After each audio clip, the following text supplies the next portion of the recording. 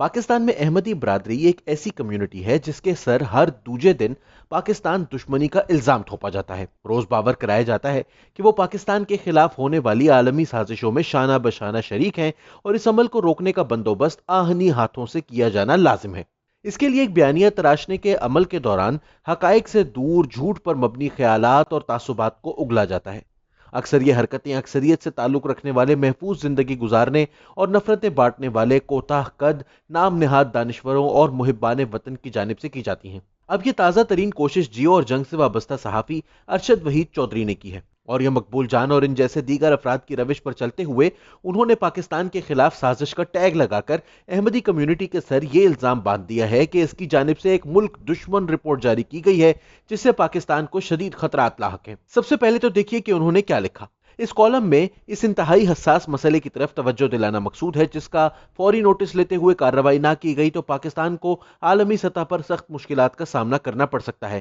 معاملہ کچھ یوں ہے کہ برطانیہ کی پارلیمنٹ کے دونوں ایوانوں کے تقریباً 40 ارکان پر مشتمل all parties parliamentary group for the Ahmadiyya Muslim community نے 20 جولائی 2020 کو پاکستان کے خلاف سنگین الزامات پر مبنی انتہائی خطرناک رپورٹ جاری کی ہے، جس میں دعویٰ کیا گیا ہے کہ پاکستان میں قادیانیوں کے خلاف ظلم و جبر اور بین الاقوامی انتہا پسندی میں اضافہ ریاست کی سرپرستی میں ہو رہا ہے۔ Suffocation of the faithful, the persecution of Ahmadi Muslims in Pakistan and the rise of international extremism کے ٹائٹل سے جاری کی جانے والی یہ رپورٹ بنیادی طور پر پاکستان کے خلاف یک طرفہ انکوائری ہے جو کہ برطانوی پارلیمانی گروپ کی چیئرپرسن شوون میکڈونا کی سرپرستی میں کروائی گئی۔ اس برطانوی پارلیمانی گروپ، جس میں 2 پاکستانی نژاد احمدی ارکان بھی شامل ہیں، نے خود ہی جج، جیوری اور پروسیکیوٹر کا کام کیا ہے، اور رپورٹ کو پڑھنے کے بعد یہ اندازہ لگانا مشکل نہیں کہ یہ پاکستان مخالف لابی نے خود ہی تیار کی اور اس پر برطانوی پارلیمنٹ کے ارکان کے دستخط کروا لیے۔ اس رپورٹ میں الزام لگایا گیا ہے کہ پاکستان میں ہر احمدی کو اپنی پیدائش سے موت تک ظلم و جبر کا سامنا کرنا پڑتا ہے اور ان کو ووٹ کے حق سے محروم کر دیا گیا ہے، اور یہ سب کچھ ریاست کی سرپرستی میں ہو رہا ہے۔ ہر کوئی جانتا ہے کہ پاکستان میں تمام اقلیتوں کو ووٹ ڈالنے کا مساوی حق دیا گیا ہے۔ آئین پاکستان کے تحت احمدی بھی غیر مسلم اقلیت ہیں اور انہیں بھی دیگر اقلیتوں کی طرح ووٹ ڈالنے کا پورا حق ہے۔ ارشد وحید چودھری مزید لکھتے ہیں کہ اس نام نہاد انکوائری رپورٹ میں احمدیوں کی 2 عبادت گاہوں پر سال 2010 میں ہونے والے حملوں کا ذکر کر کے یہ تاثر دینے کی کوشش کی گئی کہ پاکستان میں ان کی عبادت گاہیں محفوظ نہیں ہیں، جو کہ حقیقت کے برعکس ہے۔ ارشد وحید چودھری ایک صحافی ہیں۔ ان کے ایک مذہبی گروہ کے بارے میں ذاتی تعصبات کی کسی کو کوئی پرواہ نہیں، لیکن ان سے امید کی جاتی ہے کہ جب وہ کچھ کہیں گے یا تحریر کریں گے تو صحافی ہونے کے ناطے حقائق کو مسخ نہیں کریں گے، اور وہ بھی اس بھونڈے انداز سے جو انہوں نے کالم میں اپنایا۔ اگر یہ رپورٹ پڑھی جائے جس کا ذکر انہوں نے اپنے کالم میں کیا ہے تو معلوم ہوتا ہے کہ احمدیوں کے ساتھ پاکستان میں ہونے والے آئینی، قانونی اور مذہبی حوالے سے جو کچھ اس میں لکھا گیا ہے وہ درست ہے۔ ارشد وحید چودھری نے اپنے کالم میں لکھ ڈالا کہ احمدیوں کو پاکستان کا آئین اقلیت مانتا ہے اور انہیں تمام حقوق دیتا ہے، جبکہ حقیقت یہ ہے کہ کچھ ماہ قبل جب تحریک انصاف کی حکومت نے اقلیتی حقوق کمیشن بنانے کی بات کی اور اس میں احمدیوں کو بھی شامل کرنے کی بات کی تو عقدہ کھلا کہ پاکستان کے قوانین اور آئین انہیں کوئی بھی مذہبی شناخت دینے سے آری ہیں۔ آئین کی شق 260 میں ہونے والی دوسری آئینی ترمیم نے احمدیوں کو دائرہ اسلام سے خارج کیا تو 1984 میں پینل کوڈ آف پاکستان میں ضیاء مارکہ بدنام ضمانت ترمیم، جسے آرٹیکل 20 کہا جاتا ہے، نے احمدیوں سے ہر طرح کی شناخت بھی چھین لی۔ اس میں ترمیم کے نتیجے میں وجود میں آنے والی قانون کی شقیں 298B اور 298C قانون کا حصہ ہیں۔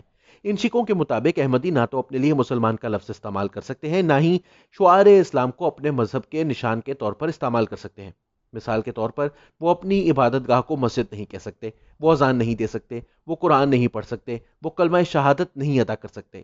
کوئی اسلامی القابات جو کہ نبی اکرم صلی اللہ علیہ وآلہ وسلم، صحابہ کرام رضی اللہ تعالیٰ عنہم، اہل بیت رضوان اللہ کے لیے وقف ہیں، نہیں استعمال کر سکتے۔ دوسری جانب آئین میں ان کی حیثیت غیر مسلم ہے، جس کے باعث وہ کوئی اہم آئینی عہدہ بھی نہیں رکھ سکتے۔ اور پھر اس ممنوعہ شناختی فہرست میں کوئی بھی مسلمان اپنی سہولت کے مطابق ان کے کسی بھی عمل کو کسی بھی وقت شامل کرتے ہوئے انہیں خوفناک انجام سے دوچار کر سکتا ہے۔ امید ہے کہ صحافی ارشد وحید چودھری کو ہائی کورٹ بار ایسوسی ایشن کی جانب سے وہ عدالتی پٹیشن یاد ہی ہوگی جس میں اس قانون کا حوالہ دیتے ہوئے احمدیوں کو جانور ذبح کرنے سے روکنے کی استدعا کی گئی تھی۔ احمدیوں کی عبادت گاہوں کے محفوظ ہونے کی بات جو انہوں نے اپنے کالم میں لکھی وہ اسی سے عیاں ہے کہ جو اپنی عبادت گاہ کو اپنے عقائد کے مطابق کوئی نام نہ دے سکے، ان کی عبادت گاہیں کتنی ایک محفوظ ہوں گی۔ دلچسپ امر یہ ہے کہ اگر مذہبی جذبات کے تحت ان کی عبادت گاہ پر حملہ ہو تو بلوائیوں کو احمدیوں سے زیادہ قانونی تحفظات حاصل ہیں۔ کچھ زیادہ دیر نہیں گزری جب چکوال میں احمدی عبادت گاہ پر حملہ کیا گیا تھا، اور 2010 کے یوم تکبیر کے موقع پر احمدیوں کی عبادت گاہ پر حملہ تو سبھی کو یاد ہوگا۔ 2018 میں سیالکوٹ میں ان کی 125 سال پرانی مقدس عبادت گاہ مسمار کر دی گئی، اور اس حملے میں موجودہ حکومتی جماعت کے ٹکٹ ہولڈرز تک شامل تھے۔ حتیٰ کہ حالات یہ ہیں کہ گزشتہ 2 سے 3 ماہ کے عرصے پر ہی اگر نظر دوڑائی جائے تو ننکانہ صاحب شیخوپورہ گجرانوالہ میں احمدیوں کی قبروں تک کی بے حرمتی کی گئی، جس میں مقامی رہنما اور ایس ایچ او بھی شامل تھے۔ توہین کے نام پر احمدیوں کے قتل کے حوالے سے تو حقائق منہ پھاڑے کھڑے ہیں۔ زیادہ لمبی چوڑی تفصیل میں نہ بھی جائیں تو پاکستان کے اس سال یوم آزادی سے ایک روز قبل ہی پشاور میں ایک میڈیکل سٹور کے احمدی مالک کو مذہبی شناخت کے باعث گولیاں مار دی گئی تھیں۔ یہ فہرست طویل ہے جس کی ہولناک داستان بیان کرنے کے لیے علیحدہ سے کوشش درکار ہے۔ پاکستان میں کوئی سیاسی جماعت یا رہنما احمدیوں کی ترجمانی نہیں کر سکتا۔ انہیں اپنی جماعت قائم کرنے کا حق نہیں۔